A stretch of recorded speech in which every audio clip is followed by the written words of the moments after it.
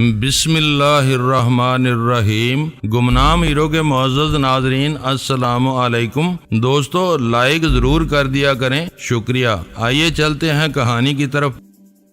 پہاڑ گنج میں دہلی کی قدیم اور جدید تہذیب کے شاہکار یکجا نظر آتے ہیں۔ عمارتوں سے انسانوں تک میں یہ خوشگوار اور انفرادی تضاد نظر آتا ہے۔ کسی گائیڈ کی مدد کے بغیر یہ اندازہ لگایا جا سکتا ہے وہاں کھڑی ہوئی عمارتیں کس دور کی عکاسی کر رہی ہیں۔ پہاڑ گنج سے نکلتے ہی ہمیں ایک دکان کے نام کے نیچے انگریزی میں جھنڈے والا نون لکھا ہوا نظر آیا۔ وہ شاید اس آبادی کا نام تھا۔ اس سے آگے کرول باغ کا زندگی سے معمور رہائشی علاقہ واقع تھا۔ اپنی اس طویل پیدل مہم میں ہم جھنڈے والا نون سے سیدھے بندو گپتا روڈ پر جا نکلے۔ ہمارا مقصد کرول باغ کی سڑکیں ناپنا نہیں تھا، میں اس علاقے کا ناقدانہ سروے کرنا چاہ رہا تھا۔ دہلی پبلک لائبریری سے آگے نکلتے ہی میں بائیں طرف مڑ گیا۔ ہم نے باتیں کرتے ہوئے اور راستے میں نظر آنے والے ہر قابل ذکر مقام میں گہری دلچسپی لیتے ہوئے اپنا وہ سفر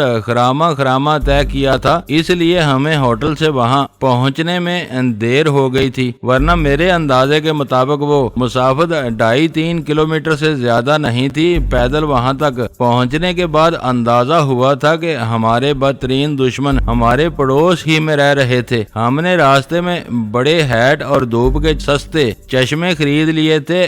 دہلی کی تپتی ہوئی گرمی میں وہ چیزیں ذرا بھی اجنبی نہیں تھی۔ بازاروں کی حد تک ہر بات ٹھیک تھی، کسی نے ہمیں ٹوکا نہ کچھ کہا، لیکن کرول باغ میں گھسنے کے بعد ہی میں نے محسوس کیا کہ متوسط طبقے کے مکانوں کے باہر موجود لوگ دلچسپی سے ہماری طرف دیکھ رہے تھے اور دبی آوازوں میں آپس میں باتیں بھی کرتے جا رہے تھے۔ آپ ان باتوں پر دھیان نہ دیں، میری نشاندہی پر غزالہ نے دھیمی آواز میں کہا۔ یہ بہت اچھی بات ہے کہ دلی کے باسی ابھی اس معاشرتی بیگانگی کے شکار نہیں ہوئے ہیں جو کراچی میں عام نظر آتی ہے۔ انہیں تجسس ہے کہ ان کے علاقے میں کون آیا ہے اور کس تک پہنچنا چاہتا ہے۔ کراچی میں چور اور ڈاکو تک دندناتے ہوئے آتے ہیں اور اپنا شکار کھیل کر لوٹ جاتے ہیں۔ جس پر وہ ناگہانی افتاد ٹوٹتی ہے وہی اس کا خمیازہ بھگتتا ہے۔ دوسری معصوم تماشائی بنے رہتے ہیں اور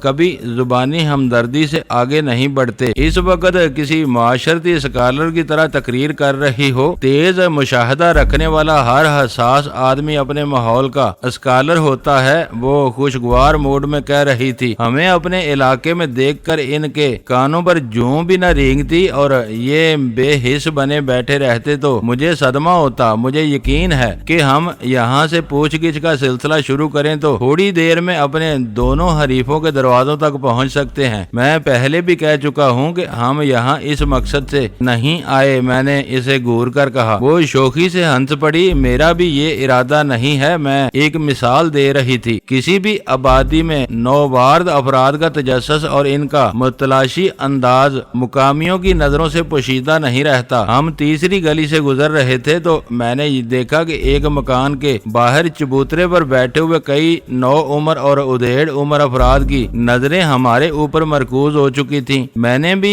دور سے ان کے تیور بھانپ لیے اور اپنی رفتار قدرے تیز کر دی۔ میں نے فیصلہ کر لیا تھا کہ میں اس ٹولی کو یکسر نظر انداز کر کے تیزی سے آگے نکلتا چلا جاؤں گا۔ تم بھی ان کی طرف نہ دیکھنا، میں نے غزالہ کو خبردار کیا۔ یہ بھیڑ گلے پڑ سکتی ہے۔ نہیں دیکھوں گی، مگر مجھے ان کی نظروں میں ہمدردانہ تشویش نظر آ رہی ہے۔ بک بک مت کرو، ہمارے لیے صرف 2 بھارتی ہمدرد کافی ہیں، ان کے ہوتے ہوئے ہمیں کسی کی ضرورت نہیں، میں نے دھیمی آواز میں تلخی سے کہا۔ ہم نے اپنی گردنیں سیدھی کی اور تیز قدموں سے ان کے سامنے سے گزرتے چلے گئے۔ میں نے کن اکھیوں سے دیکھ لیا تھا کہ ان میں سے کئی ہم سے مخاطب ہونے کے متمنی تھے، مگر ہماری توجہ نہ پا کر ان کے چہروں پر مایوسی پھیل گئی تھی۔ لیکن ان میں سے کسی کے صبر کا پیمانہ لبریز ہو چکا تھا۔ وہ ہمارے پیچھے لپکتا ہوا چند لمحوں میں ہمارے ساتھ ہو لیا۔ بھیا پردیسی لگتے ہو، किस का घर ढूंढ रहे हो? इसने खीसें फैलाकर बहुत नरमी से पूछा। मैंने धूप के चश्मे के तारीक शीशों की ओट से इसे घूरा। वो एक सादा लो आदमी था, इससे उलझना बेसूद था। मैंने इत्मीनान से कहा, हम भगत सिंह का घर ढूंढ रहे हैं। इसके चेहरे पर नाचने वाली मसरत देखकर मेरे फरिश्ते कूच कर गए। वो मसरत भरी आवाज में कह रहा था, वो तो पीछे वाली गली में रहते हैं, रेलवाई में मुंशी का काम करते हैं। आओ मैं तुम्हें इनके दरवाजे तक छोड़ आता हूँ। इस वक्त घर पर इनके बाल बच्चे होंगे, वो अपनी ड्यूटी से शाम डले वापस आते हैं। इसने एक ही सांस में मालूमात का दरिया बहा दिया था, जो मेरे लिए सूदमंद साबित हुआ। मैंने तहम्मुल और संजीदगी से कहा, हमारे भगत सिंह तेल का कारोबार करते हैं, इनका रेलवे से कोई ताल्लुक नहीं है, वो यहाँ अकेले रहते हैं। वो बेचारा सोच में पड़ गया। मैंने जवाबी वार में इसे चित कर दिया था। चंद सानियों तक अपना सर खुजाने के बाद इसने पूछा, इनके मकान का नंबर क्या है? नंबर नहीं मालूम, मगर घर मेरा देखा हुआ है। तुम आराम करो, हम थोड़ी देर तक भटकने के बाद इसका घर तलाश कर लेंगे। आगे जाकर तुम उल्टे हाथ पर मुड़ोगे तो वहाँ पीपल के नीचे शतरंज की बाजी चल रही होगी। वो लोग सबको जानते हैं। तुम्हें दूसरे भगत सिंह के घर भेज देंगे, कोई भी बच्चा तुम्हें वहाँ पहुँचा देगा। इससे गुलू खुलासी की उम्मीद होते ही मैंने इसका शुक्रिया अदा किया। इसे यकीन दिलाया कि मैं इसके मशवरे पर जरूर अमल करूंगा और तेजी से आगे बढ़ गया। गजाला इस सूरत हाल से खासी महजूज हुई थी। चंद कदम दूर निकल आने के बाद बोली, शतरंज बाजों के घेरे में फंस गए तो वो आपको भगत सिंह नामी किसी तेल फरोश तक पहुंचाए बगैर हमारी जान नहीं छोड़ेंगे। बोलिया यहाँ का जायजा, मेरी माने तो इसी वक्त यहाँ से निकल जाएं। जबरदस्ती हमदर्दियाँ लूटने वाले लोग कभी कभी बहुत खतरनाक साबित होते हैं। आसार यही बता रहे हैं, हमें यहाँ से निकल जाना चाहिए। मैंने इसकी राय से इत्तफाक करते हुए कहा, हमने आबादी के क्लब में घुसने के बजाय वहाँ से निकलने की राह तलाश करने की कोशिश शुरू कर दी। वहाँ से जबरदस्ती निकल भागने का बुनियादी सबब ये खौफ था कि हमारा कोई खुद साख्ता हमदर्द हमें हमारे मतलूबा घर तक पहुँचाने के लिए हमारे गले पड़ जाता तो हम मुश्किल में फंस सकते थे। हम जिन घरों का जायजा लेने की नीयत से करोल बाग के इलाके में आए थे, इनके बारे में अपनी जुबान से एक लफ्ज भी नहीं निकाल सकते थे। इसके साथ मेरे जहन पर एक और फिक्र भी सवार थी। पिछले दिन तय होने वाले प्रोग्राम के मुताबिक रीना अजीत राय को 4 और 6 बजे के दरमियान हमसे आखिरी मुलाकात के लिए आना था। रीना की दलील ये थी कि वो पहले भी मुझसे मिलती रही थी। दिल्ली में मेरे क्याम के आखिरी दिन इस मामूल का आदा जरूरी था ताकि इसके बड़ों को इस पर किसी किस्म का शुबा न होने पाए। नरेश शर्मा के आदमियों ने मेरे कमरे को जिस अंदाज में मेरे लिए मखदूश बना दिया था, वो रीना से पोशीदा नहीं था, बल्कि वो खबर इसी के जरिए मेरे इल्म में आई थी। रीना अपनी जुबान बंद रखने का फैसला कर लेती तो हमारे फरिश्तों को भी इल्म नहीं हो सकता था कि हमें अपने कमरों से हटाने के बाद राह वालों ने वहाँ क्या कार्रवाई की है। रीना अपनी पोजीशन को शुकूक शुबात से बाला रखने के लिए आ रही थी। इसके लिए मेरा कमरा ही सबसे बेहतर था, जहाँ कही जाने वाली हर बात कहीं न कहीं सुनी जा रही थी। मुझसे मखसूस नकात पर बात करके वो अपने दामन से रहे सहे शुबहात के दाग भी आसानी से धो सकती थी। मैं रीना की इस तरजीह में दखल अंदाज होने का कोई इरादा नहीं रखता था। इस वक्त रीना का तहफ़्फ़ुज़ हमारे अपने तहफ़्फ़ुज़ के लिए जरूरी था। नरेश शर्मा को जरा सा भी शुबा हो जाता कि हमारी इस लड़की से कोई मिली भगत थी तो वो बहुत आसानी से वो असबाब समझ सकता था जिनकी बिना पर मैं इसके बिछाए हुए हर जाल से बचता रहा था। ऐसा नहीं था कि मैं सिर्फ रीना के बारे में ही सोच रहा था। वो लड़की इराक की बहुत निचली सतह पर काम करती थी, लेकिन अपनी खूबसूरती और खुश कलामी की वजह से राग अयाश तबा अफसरों में भी बहुत मकबूल थी। आला अफसरान से अपने करीबी मुरासम की वजह से वो करीबन हर अहम बात से बाखबर रहती थी। इसमें शायद इसकी कोशिशों का भी दखल होता वरना ये जरूरी नहीं था कि हमारे बारे में तय की जाने वाली हर अहम बात इस लड़की के इल्म में आती चली जाए। वो मेरी हमदर्द बन चुकी थी, इसलिए अपने तंजीम में रहते हुए हर वक्त ऐसी बातों से बाखबर रहने की कोशिश करती थी जो किसी भी तरह मेरे मुस्तकबिल पर असर अंदाज हो सकती थी। वो इसी पर इक्तफा नहीं करती रही थी, हर जतन करके मुझे खतरे से कबल از وقت آگاہ بھی کرتی رہی تھی۔ راہ کی صفوں میں جوان، خوب رو اور کج ادا لڑکیوں کی کمی نہیں تھی۔ وطن کی سلامتی کے لیے اپنی آبرو لٹا دینے کے پرفریب نعرے کے ذریعے انڈین سیکرٹ سروس نے معاشی بدحالیوں میں گری ہوئی ایسی لڑکیوں کی ایک پوری فوج پالی ہوئی تھی۔ ان میں سے بیلا سنگھ کو میں دیکھ ہی چکا تھا۔ اس بات میں کوئی شبہ نہیں تھا کہ کسی بھی اوباش صفت مرد کو رینا اور بیلا میں سے کسی ایک کے انتخاب کا موقع دیا جاتا تو وہ رینا اجیت رائے پر ہی دوسری نظر ڈالنے کی زحمت کیے بغیر بیلا سنگھ کے قدموں میں سر جھکا دیتا۔ اپنی بے شرمی اور آوارہ مزاجی سے قطع نظر بیلا سنگھ واقعی غیر معمولی حسن کی مالک تھی، مگر یہ رینا اجیت رائے کی یا پھر میری خوش قسمتی تھی کہ انڈین سیکرٹ سروس کی طوائفوں کے اسکواڈ کا سربراہ ہونے کی حیثیت سے نریش شرما کو بیلا سنگھ اور دوسری لڑکیوں کے مقابلے میں رینا اجیت رائے زیادہ مرغوب تھی۔ شراب کے بعد اسے جب بھی شباب کی ضرورت محسوس ہوتی تھی وہ رینا کو اپنی خلوت میں بلا لیتا تھا۔ رینا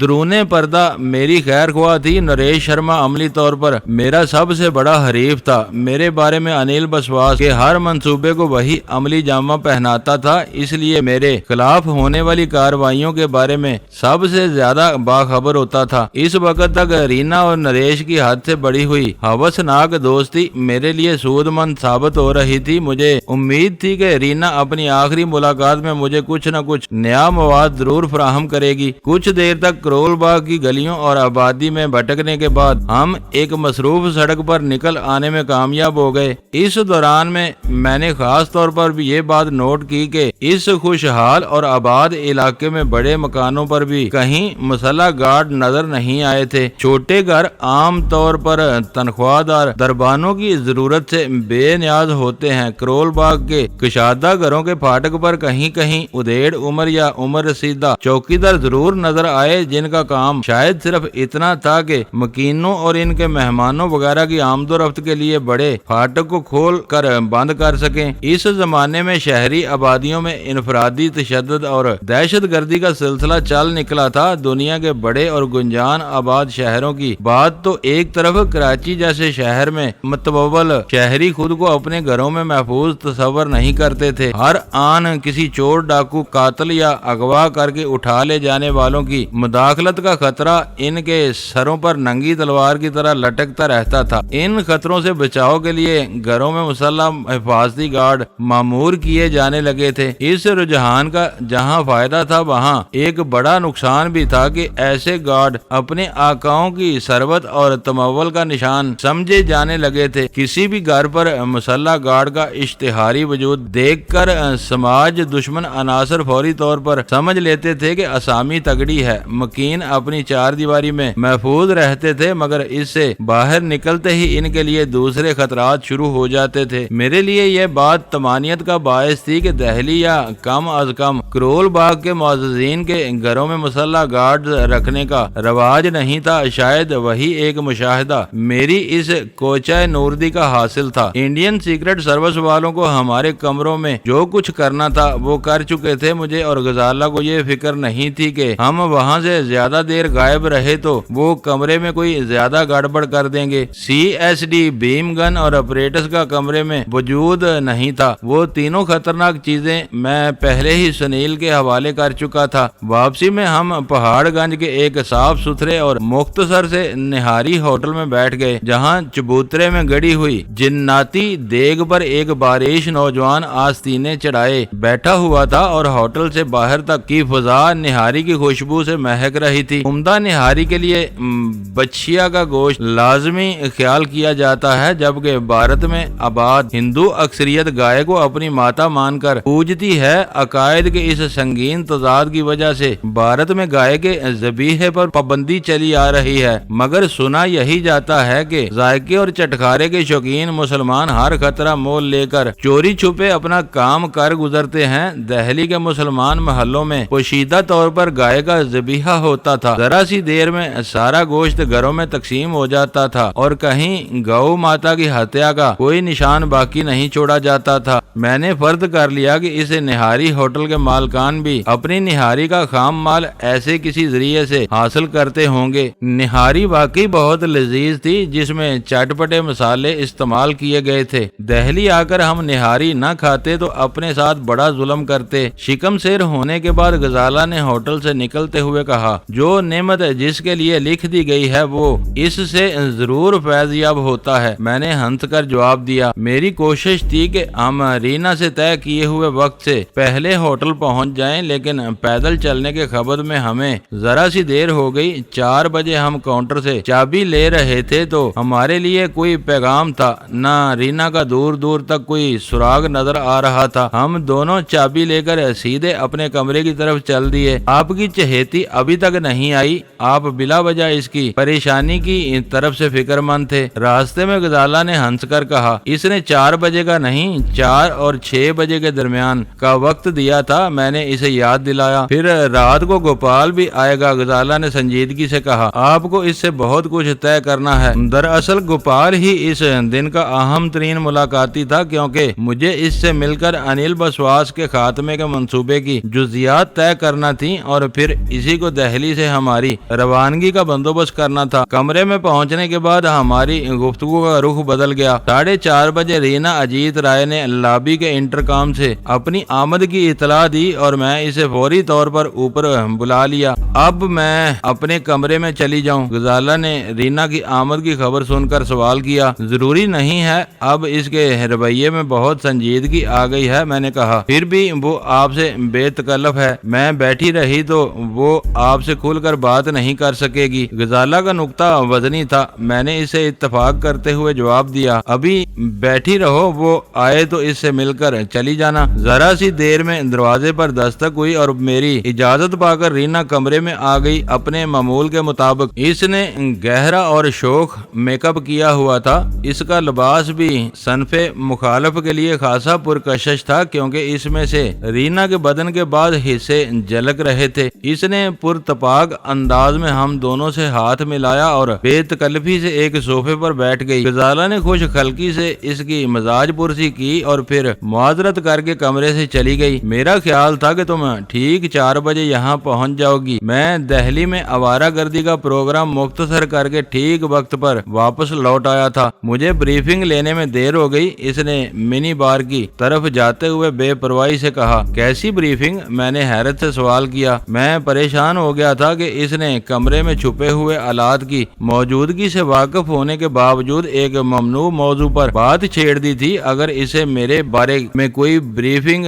دی گئی تھی تو اسے باہر جانے کے بعد اس کا ذکر کرنا چاہیے تھا۔ نریش جی کے لیے یہ مشکل تھا کہ وہ تمہارے ساتھ سار کھپاتے۔ میں بہت سی باتوں سے واقف ہوں جو رہ گئی تھیں، وہ مجھے بتا دی گئی ہیں۔ اس نے چھوٹے سے ریفریجریٹر کے پاس کھڑے کھڑے اپنے لیے ڈرائی جن کا ایک گلاس تیار کرتے ہوئے جواب دیا، دہلی سے جانے سے پہلے تمہارا پورے پاس منظر سے واقف ہونا ضروری ہے تاکہ تم پاکستان لوٹنے کے بعد یکسوئی سے اپنا کام سر انجام دے سکو۔ کل تمہاری انکل اور نریش کی بریفنگ کے بعد بھی یہ ضروری باتیں باقی تھیں۔ وہ اپنا گلاس لے کر دوبارہ صوفے پر لوٹ آئی۔ بات ہوگی تو تمہیں خود اندازہ ہو جائے گا، پھر تم کس انتظار میں ہو؟ بلا وجہ تجسس پھیلانے کے بجائے براہ راست شروع ہو جاؤ۔ اف، وہ منہ بنا کر تیکھی چتون کے ساتھ بولی، تم تو ہونٹ بھی تار نہیں کرنے دو گے۔ اس نے اپنے گلاس سے ایک چھوٹا سا گھونٹ لیا اور گلاس ہاتھ میں تھامے دوبارہ صوفے سے اٹھ گئی۔ میرے قریب سے گزرتے ہوئے اس نے مجھے آنکھ مار کر میری پشت پر ایک ہلکی سی چٹکی لی اور ڈٹائی سے میری مسحری پر نیم دراز ہو گئی۔ کچھ تھکی ہاری معلوم ہو رہی ہو، میں نے طنزیہ لہجے میں کہا۔ شاید بریفنگ نے تمہارے ننھے سے دماغ پر زیادہ اثر ڈالا ہے۔ کوئی سہولت میسر ہو اور آدمی اس سے فائدہ نہ اٹھائے تو ناشکرا کہلاتا ہے۔ تمہاری پاک جا چکی ہے، میری مانو تو تم بھی یہیں مسحری پر آ جاؤ۔ مسحری پر وہ خفیہ کیمروں کی زد میں آئی ہوئی تھی، جبکہ میں اس کی رینج سے باہر تھا۔ وہ اپنے مکالموں سے انڈین سیکرٹ سروس کے ایجنٹوں کو سنا رہی تھی کہ اس نے الوداعی ملاقات میں مجھے ایک مرتبہ پھر اپنے جال میں پھانسنے کی کوشش کی تھی۔ میں یہیں ٹھیک ہوں، پتہ نہیں تمہارے نریش نے میرے دماغ کی کون سی کل مروڑی ہے کہ اب زندگی کی ہر رنگینی سے دل اچاٹ ہو گیا ہے۔ یہ نئی خبر ہے، وہ تعجب آمیز آواز میں بولی۔ میں پہلی بار تم سے ملی تھی تو تمہارا رنگ ہی کچھ اور تھا۔ تم جیسا بھوکا درندہ میرے معاملے میں اتنا سرد کیسے ہو گیا؟ ہونے والی بات کو روکنا کسی کے بس میں نہیں ہوتا۔ یہ باتیں نریش کو معلوم ہیں۔ اپنی نئی کمزوری کی وجہ سے مجھے نریش کے سامنے بھی شرمندگی اٹھانی پڑی۔ اس سے پوچھو گی تو وہ تمہیں ہر بات بتا دے گا۔ ابھی تم کہہ رہے تھے کہ نریش نے تمہارے دماغ کی کوئی کل مروڑی ہے، کیا اس نے تمہیں مجھ سے دور رہنے کی ہدایت دی ہے؟ اس نے چونک کر اشتباہ آمیز لہجے میں سوال کیا۔ میں کہہ رہا ہوں کہ یہ پیچیدہ کہانی ہے، اس نے کسی کے بارے میں کچھ نہیں کہا، بس تم اسی سے بات کر لینا۔ اس وقت میں تمہاری زبان سے کوئی بریفنگ سننے کا منتظر ہوں۔ تم باتوں کے دوران بھی شراب نوشی کا شغل جاری رکھ سکتی ہو۔ اس نے ڈرائی جن اور ٹانک واٹر کے محلول کا گلاس اپنے نرم و نازک اور آتشین لبوں سے ہٹایا، پھر ایک گہرا سانس لے کر بولی، بات ذرا کچھ زیادہ لمبی ہے، میری سمجھ میں نہیں آ رہا کہ میں کہاں سے شروع کروں۔ تم کہیں سے بھی شروع کر دو، ساری کڑیاں خود بخود مل جائیں گی۔ اس نے لمحہ بھر کے لیے کچھ سوچا، پھر مجھ سے پوچھا، تم جان اسمتھ کے بارے میں کیا جانتے ہو؟ کون جان اسمتھ؟ میں نے بے ساختہ حیرت سے پوچھا۔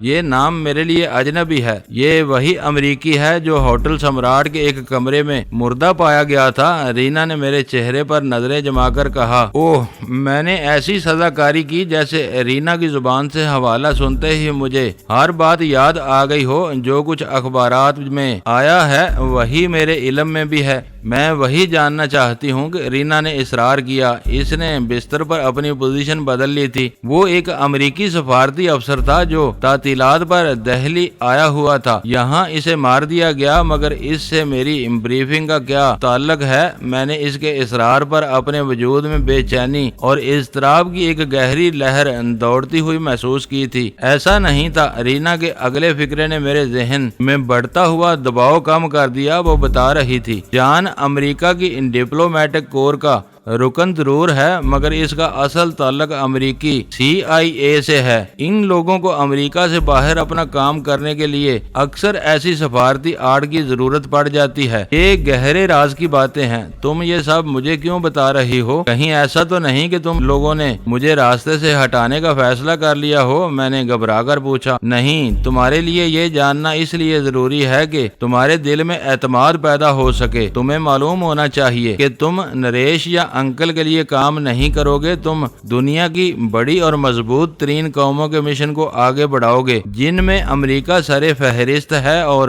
مگر امریکہ کا ایک بڑا افسر تمہارے شہر میں بہت بے بسی کی موت مارا جا چکا ہے۔ میں نے اس کی بات کاٹ کر کہا، اس کے انجام سے حوصلے کے بجائے عبرت حاصل ہوتی ہے۔ یہ پاکستانی ایجنٹوں کی کھلی دہشت گردی تھی۔ ان کو میں نے ایک مرتبہ پھر معصومانہ انداز میں اس کی بات کاٹ دی۔ کیا اس کے پاکستانی قاتل پکڑ لیے گئے؟ وہ پکڑے نہیں گئے کیونکہ دہشت گرد کی کوئی شناخت نہیں ہوتی۔ وہ کھل کر مقابلہ نہیں کرتے، سایوں کی طرح خاموشی سے نمودار ہوتے ہیں اور اپنا کاروبار کر کے دوبارہ اپنے بلوں میں چھپ جاتے ہیں۔ انہیں پکڑنے کے لیے جس شفاقانہ خون ریزی کی ضرورت ہوتی ہے، اس سے ہر مہذب طاقت گریز کرتی ہے۔ حالات بتا رہے ہیں کہ عراق کے دفتر میں آتش زنی اور جان کے قتل میں پاکستانی ایجنٹوں کا ہاتھ ہے۔ بھارت کی سرزمین پر کوئی اور قوت اتنی دیدہ دلیری سے سازشیں نہیں کر سکتی۔ وہ اداکاری کو بھول کر یکا یک جذباتی ہو گئی تھی۔ ایک بھارتی اور وہ بھی راہ کی ایجنٹ ہونے کے ناطے اسے ایسے ہی رد عمل کا مظاہرہ کرنا چاہیے تھا۔ میں نے گفتگو کو مخصوص دائرے میں محدود رکھنے کے لیے جلدی سے کہا، تم امریکہ کے بارے میں کوئی اہم بات بتانے جا رہی تھی۔ جان CIA کا ڈپٹی ڈائریکٹر تھا۔ وہ کراچی میں بیٹھ کر مسلمانوں کی عالمی دہشت گردی سے نمٹنے کے ایک بہت بڑے منصوبے پر کام کر رہا تھا۔ اس نے اپنے گلاس سے مزید ایک گھونٹ لینے کے بعد کہنا شروع کیا، پاکستانی خفیہ ایجنسیاں بہت خطرناک اور طاقتور ہیں۔ ان کی درپردہ حمایت سے کچھ لوگ جان اسمتھ کے خون کے پیاسے ہو گئے اور اس نے خطرے کی سنگینی بھانپتے ہوئے کراچی سے عارضی پسپائی اختیار کی۔ بظاہر وہ چند روز کی چھٹیاں گزارنے کے لیے دہلی کی محفوظ فضاؤں میں آیا تھا، اس لیے مقامی حکام نے اس کی حفاظت کے لیے کوئی غیر معمولی بندوبست نہیں کیا۔ یہ سنگین چوک تھی، تم نے دیکھ لیا کہ اسے زہر دے کر مار دیا گیا۔ وہ بات اخباروں میں نہیں آئی تھی، اس کی زبان سے زہر کا ذکر سنتے ہی میرے دل میں مزید جاننے کی خواہش پیدا ہو گئی۔ میں نے پوچھا کیا اسے کھانے میں زہر دیا گیا تھا؟ یہ تفتیش ہو رہی ہے، اس کے معدے کی علائش میں انتہائی سریع الاثر زہر پایا گیا ہے، جو صرف خیبر کے پہاڑوں میں پائے جانے والے ایک سانپ سے حاصل کیا جا سکتا ہے۔ یہ ناممکن ہے کہ خیبر کا سانپ ہوٹل کے کمرے میں گھس گیا ہو۔ سمراٹ کے عملے نے کمرے کا کونا کونا چھان لیا، وہاں کوئی سانپ نہیں تھا۔ وہ خطرناک زہر کسی بیرونی طریقے سے اس کے بدن میں اتارا گیا اور وہ کوئی آواز نکالے بغیر مر گیا۔ کیا یہ سب بھی تمہاری تازہ بریفنگ میں بتایا گیا تھا؟ میں نے نیک نیتی سے پوچھا۔ میرے سوال پر وہ قدرے چڑ گئی اور تیزی سے بولی، احمقانہ باتیں مت کرو، اہم واقعات سے ہم لوگ اپنے طور پر باخبر رہنے کی کوشش کرتے ہیں۔ بریفنگ کچھ اور تھی، تم بار بار دخل اندازی کر کے مجھے اس موضوع سے ہٹا رہے ہو۔ سوری رینا، میں کوشش کروں گا کہ اب کوئی غیر متعلقہ سوال نہ کروں۔ میں تمہیں جان کے بارے میں بتا رہی تھی، اس وقت وہ پاکستان کے خلاف سب سے مضبوط مہرہ تھا جو ہماری فیصلہ کن چال سے پہلے پٹ گیا، مگر جلد ہی کوئی اور اس کی جگہ لے لے گا۔ اس نے پورے خلوص سے یہ بات سمجھ لی تھی کہ پاکستان دنیا بھر میں ریاستی دہشت گردی کا سرخیل ہے۔ ISI کے ذریعے وہ لوگ منتخب دہشت گردوں کی پشت پناہی کرتے ہیں، انہیں پالتے ہیں، وسائل کی ایسی بھرمار کرتے ہیں کہ جلد ہی وہ خود کفیل ہو جاتے ہیں، پھر ان کو پڑوسی ملکوں میں ہانک دیا جاتا ہے۔ بھارت، کشمیر اور افغانستان ان کی توجہ کے خاص ملک ہیں۔ اب تم صرف پاکستان کی بات کر رہی ہو، تھوڑی دیر پہلے تم نے مسلمانوں کی عالمی دہشت گردی کا تذکرہ کیا تھا۔ میں نے اسے ٹوکا، میں اسی طرف آ رہی تھی۔ پاکستان کی ان کامیابیوں سے دنیا میں دوسرے دہشت گردوں کو تقویت مل رہی ہے۔ افغانستان میں جہاد کا نعرہ لگا کر روسیوں کو بری طرح مارا گیا، مجاہدوں کو براہ راست کرنا اور ان کو مالی اور فوجی امداد فراہم کرنا امریکہ کی مجبوری بن چکا تھا۔ روس افغانستان میں خاک چاٹ کر اپنے زخموں کو سہلاتا ہوا بھاگ نکلا۔ اس جنگ کے بھاری معاشی بوجھ اور سیاسی بحران نے روس کا تیا پانچا کر دیا۔ آج افغانستان کی سرزمین پر روسی اور امریکی ہتھیاروں سے لیس دنیا کا سب سے بڑا اسلامی لشکر موجود ہے، جو ہر وقت جہاد کے جوش میں کھویا رہتا ہے۔ تمہاری یہ باتیں الجھی ہوئی اور ناقابل فہم ہیں، میں نے پرتشویش لہجے میں کہا۔